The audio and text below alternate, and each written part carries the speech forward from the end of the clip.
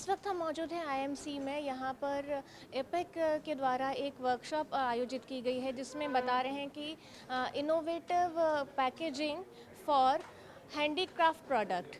ये जो handicraft product हैं उसकी इनोवेटिव पैकेजिंग के ऊपर है और हम बात कर रहे हैं कार्यक्रम के अध्यक्ष प्रदीप मुछाला जी से। सर बताइए कि ये कार्यक्रम किन लोगों के लिए था और इसका क्या उद्देश्य था? Sure.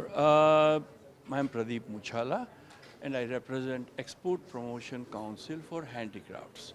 और ये हमारी दिल्ली बेस्ड काउंसिल है और हम यहाँ सेमिनार करते रहते हैं। और आज का जो सेमिनार था वो स्पेशली पैकेजिंग के ऊपर था, क्योंकि हमारी हैंडीक्राफ्ट प्रोडक्ट कुछ फ्रेजाइल होती है, टूट जाती है, लोग कंप्लेन करते हैं। तो हमारे साथ जो जुड़े हुए हैं mister Madhav, he is associated with our council और सभी एक्सपोर्टर आए हुए हैं यहाँ पे, मेंबर हैं।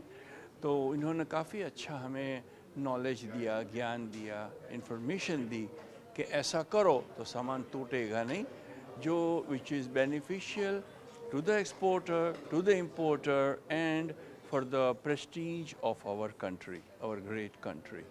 So thank you very much for taking this small interview, and I'll hand it over back to you. Thank you so much. अब हम बात करने वाले हैं, ये पहले जॉइंट डायरेक्टर रह चुके हैं आईआईपी के और फिलहाल में एपिक के पैकेजिंग एडवाइज़र हैं डॉक्टर माधव चक्रवर्ती जी। सर बताइए कि जो आपने सस्टेनेबल डेवलपमेंट के ऊपर बहुत बात चल रही है, कुछ ही दिनों पहले पर्यावरण दिवस भी था और आपने बताया कि पैकेजिंग जो है उसमें बहुत कम इस्तेमाल किया जाएगा प्लास्टिक का, और ये जो जितना भी आपने प्रोडक्ट्स बताए थे सर उसके बारे में बताइए।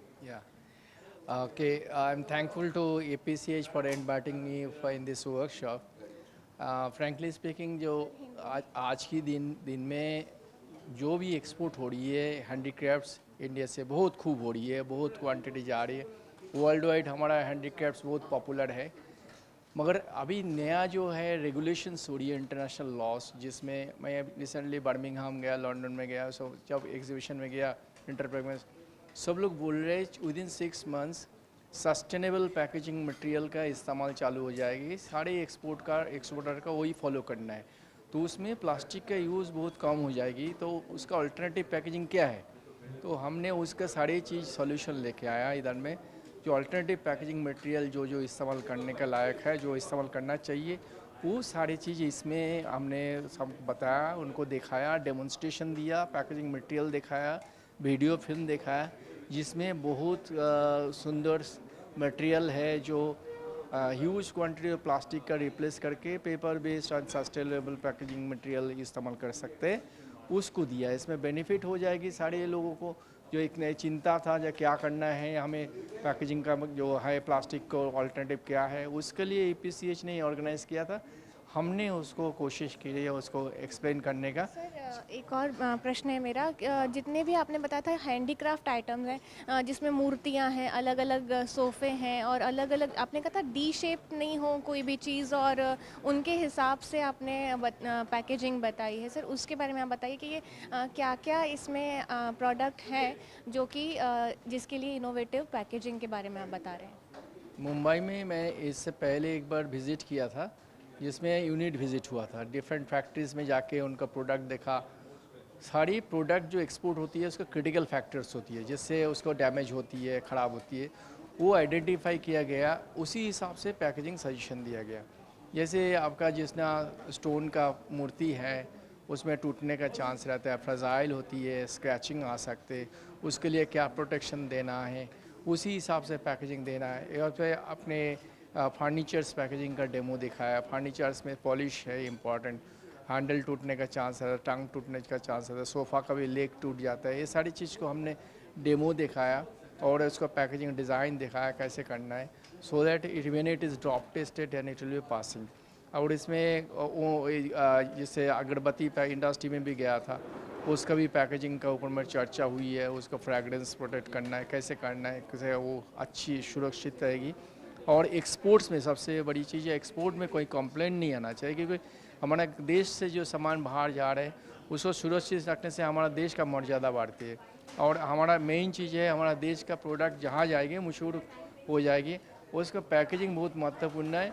इसके लिए बताया गया क्वालिटी ऑफ पैकेजिंग में कैसे अच्छी क्वालिटी का मटेरियल इस्तेमाल करना है वो भी बताया गया, और लोग इस्तेमाल कर रहे हैं, जो नहीं कर रहे हैं उनके लिए आदेश दिया गया है ऐसे करके जो पैकेजिंग इस्तेमाल करेंगे तो उनका एक्सपोर्ट भी 2 गुना 3 गुना हो जाएगी, कि भारत सरकार का लिए अच्छी हो जाएगी। और EPCH का हमने एक लक्ष्य रखा 3 गुना 30 तक, मतलब हमारा 2030 तक एक्सपोर्ट का जो ये है क्वांटिटी 3 गुना मुनाफा करेगी। उसके लिए पैकेजिंग बहुत महत्वपूर्ण है, तभी हम लोग ये सब चीज़ कर रहे हैं और लोगों को बता रहे हैं। I hope that everybody is understood and enjoyed this thing and program was very much successful. Sir, आपने बताया कि सस्टेनेबल डेवलपमेंट के लिए ये सारे कदम उठा रही है भारत सरकार, और सर आपने रिसाइकलिंग की भी बात की थी। रिसाइकलिंग से पैकेजिंग में 3R का बहुत इम्पोर्टेंस है, रिड्यूस, रिसाइकल एंड रीयूज़। तो रिसाइकलेबल पैकेजिंग मटेरियल का ज़्यादा इस्तेमाल हो रही है हमारा देश में। जो प्लास्टिक इंडस्ट्री, प्लास्टिक मटेरियल जो हम लोग पैकेजिंग में यूज़ कर रहे हैं, मैंने बताया था 68.5% प्लास्टिक्स का रिसाइकलिंग हो जाता है। हमारा जो प्लास्टिक यूज़ हो रही है कलेक्शन हो जाती है, रिसाइकलिंग हो जाती है। हमने ये भी बताया जो पॉलिएस्टर बॉटल है वो 96% सारे इंडस्ट्री में कलेक्शन होकर के रिसाइकलिंग होकर यार्न बन के का टेक्सटाइल इंडस्ट्री में चला जाता है। तो ये सब चीज़ देखते हुए मैंने बताया हमारा देश में बहुत ही अच्छी तरफ से रिसाइकलिंग का उसका इम्पोर्टेंस दिया गया। स्पेशली पैकेजिंग वेस्ट जो है उसको रिसाइकलिंग बहुत अच्छे से किया जा रहा है। सर ये जो आप लोग रिसर्च करते हैं जितनी भी, सर ये आपने बताया कि जर्मनी का है जो आप प्रोडक्ट लेकर आए हैं, और आपने बताया कि ये किन किन चीज़ों से बचाता है, जैसे आपने बताया था मॉइस्चर से बचाता है और कीड़ों से बचाता है, अगर मेटल है तो उस पर जंग नहीं लगनी चाहिए तो उससे बचाता है, और पैकेजिंग जो है वो डैमेज नहीं होनी चाहिए, वो सब के बारे में थोड़ा सा बताइए। देखिए प्रोडक्ट जो है हर प्रोडक्ट का अपना एक क्रिटिकल फैक्टर होती है, उसी हिसाब से प्रोटेक्शन दिया चाहिए। जैसे मैंने बताया मेटल ग्राफिक्स है, मेटल आइटम्स है, उसमें करोशन लगती है, उसके लिए VCI फिल्म, VCI पेपर, इससे एंटी करोशन पेपर होती है, उससे रैप करने से करोशन नहीं लगते। ये सारी चीज़ लोग इस्तेमाल कर रहे हैं और इस्तेमाल होना चाहिए। मॉइस्चर से प्रॉब्लम होती है, क्लाइमेटिक कंडीशन से प्रॉब्लम होती है, फिजिकल हैज़ार्ड्स में प्रॉब्लम होती है। ये सारी चीज़ से बचाने के लिए अलग अलग तरीका है, अलग अलग पैकेजिंग मटेरियल होती है, उसको इस्तेमाल करना चाहिए। मॉइस्चर से प्रॉब्लम सबसे ज़्यादा होती है, मैंने इसलिए बोला ड्राइड प्रोडक्ट इस्तेमाल करना चाहिए। पेपर जो यूज़ कर रही है, कॉर्रुगेटेड बोर्ड यूज़ कर रही है, ड्राई करने के बाद ही इस्तेमाल करना है। अगर ऐसे गीला कंडीशन में यूज़ करेगा तो नुकसान ज़्यादा होती है। ये सारी चीज़ बताया गया और ऐसे एक्सपीरियंस हमने शेयर किया कहाँ पे क्या हुआ नहीं हुआ, उससे अंडरस्टैंडिंग बेटर है। और एक्सपोर्टर सबको नॉलेज है, पैकेजिंग में अवेयरनेस बढ़ाने के लिए बताया गया ज़्यादा से ज़्यादा, क्योंकि नया जो रेगुलेशन है, नया जो पैकेजिंग मटेरियल है उसके ऊपर वीडियो दिखाया गया और उसके ऊपर पैकेजिंग मटेरियल से यहाँ पे दिखाया गया। ISO नंबर बताए थे आप। हाँ, इसमें सारे ISO, ISTA, इंडियन स्टैंडर्ड सब इस्तेमाल होती है।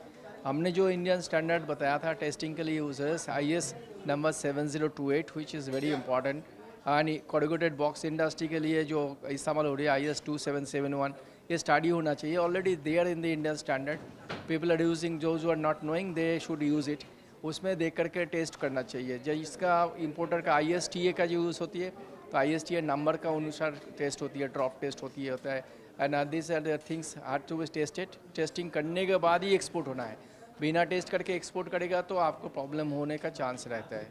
This is what I have suggested. Thank you.